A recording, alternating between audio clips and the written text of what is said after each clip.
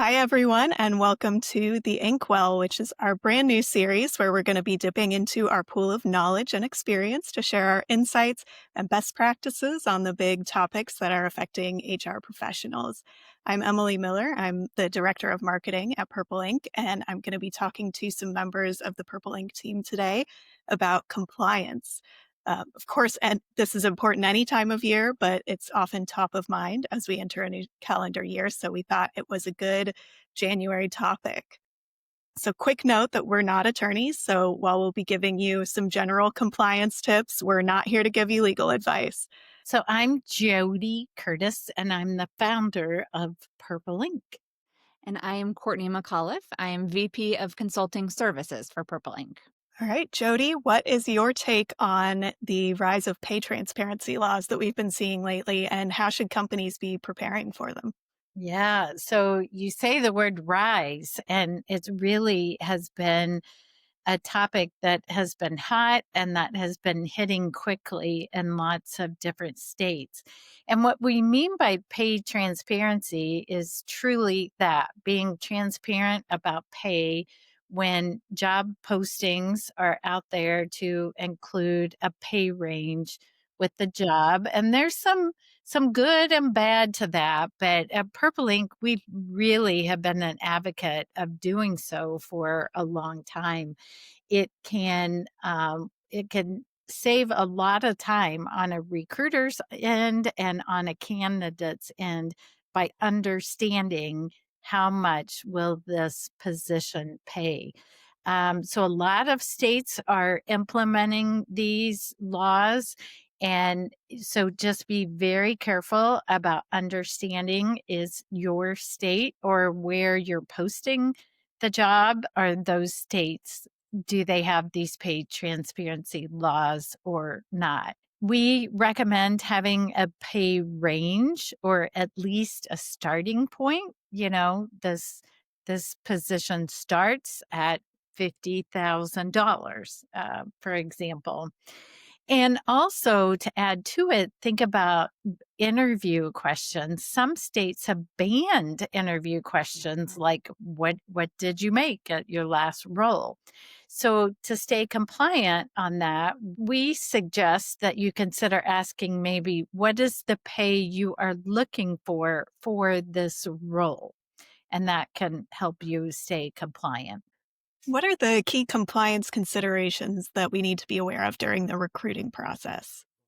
Yeah, I mean, Jody highlighted a lot around compensation transparency, and I think that's definitely one of the key considerations in ensuring compliance during recruiting, but also making sure that you're evaluating your job descriptions. Are they up to date? Are they utilizing inclusive, gender neutral language, avoiding kind of non discriminatory or biased language?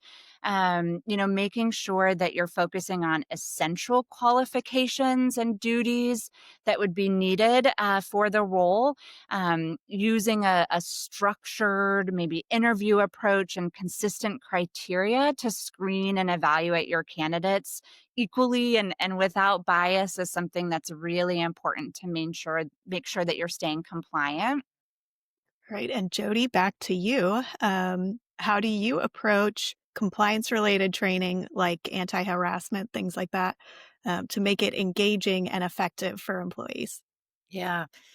So, some of the things I want to share, I think, really are important for any kind of training. It's just that when you're talking specifically about compliance related training, it typically is not exciting stuff, right? Or it's not team building. It's things that people know they need to know, but maybe struggle to stay focused on or engaged. So, I think thinking about all the ways you can keep people engaged and learning in a training, you may need to multiply it by 2 when it's compliance related training.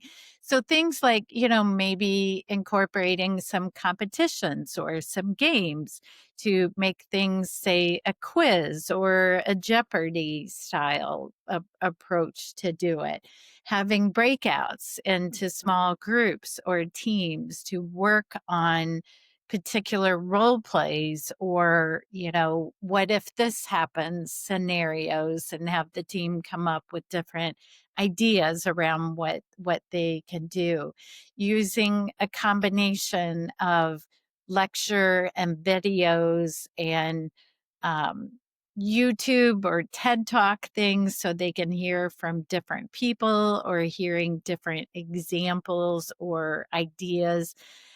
Certainly not, getting a bunch of words on a screen, copying a new law and putting it into a PowerPoint is going to be difficult for anyone to follow. So, anything you can do to keep people active in groups or games or competitions, I think can be helpful.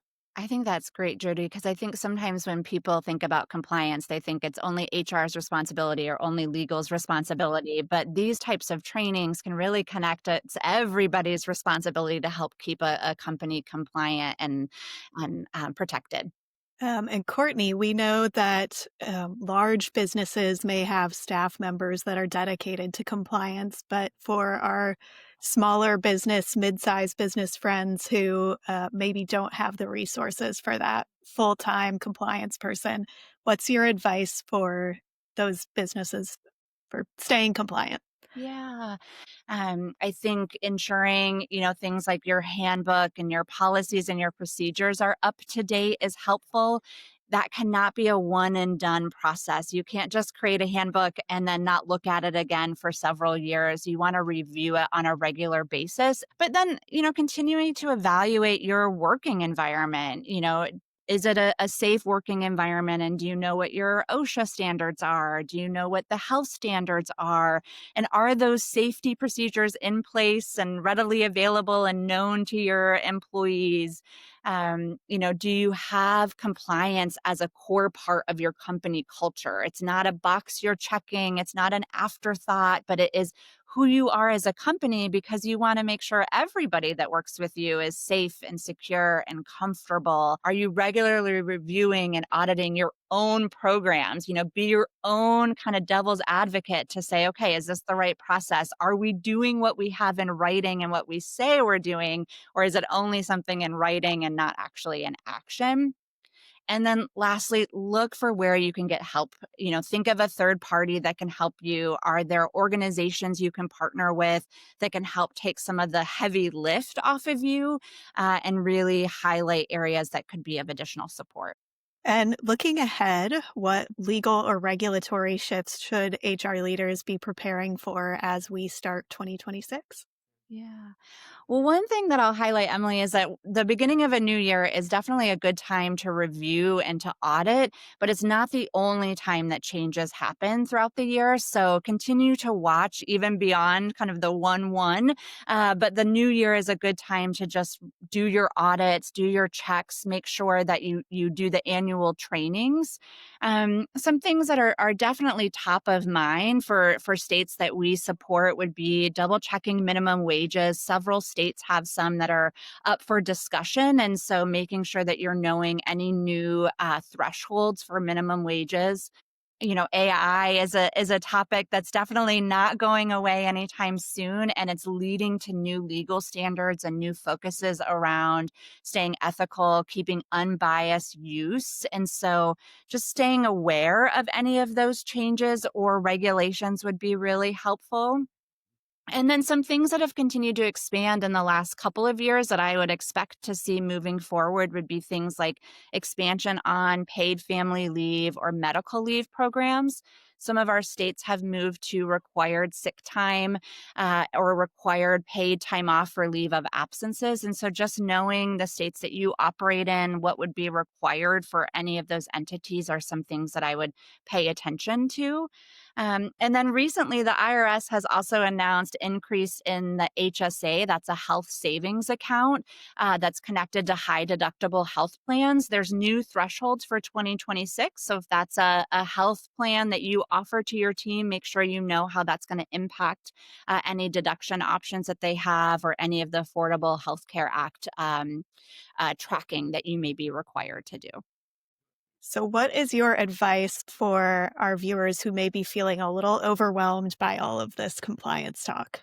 Yeah, it's a lot, right? It's a lot to keep up on, especially if you're an HR department of one or you're an owner of a small business who is has lots of other responsibilities, right? So we recommend that you start small, right?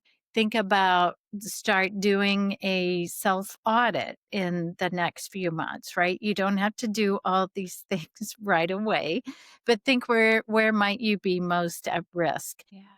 Yeah. I appreciate that, Jody. It is overwhelming. And so start small, just start, right? Because Yeah. it's overwhelming, we tend to put it off to tomorrow, but not being compliant can have really large cost risks to your organization. And so you want to just start in ensuring that you're compliant. Good advice. Well, thank you both for joining me and sharing your wisdom with our viewers. And thank you all, viewers, for joining us to talk about this critical topic. If you have any questions or need some compliance advice, please feel free to reach out to us at Purple Ink. We'd love to help. And stay tuned for next month's Inkwell, where we'll be talking about change management.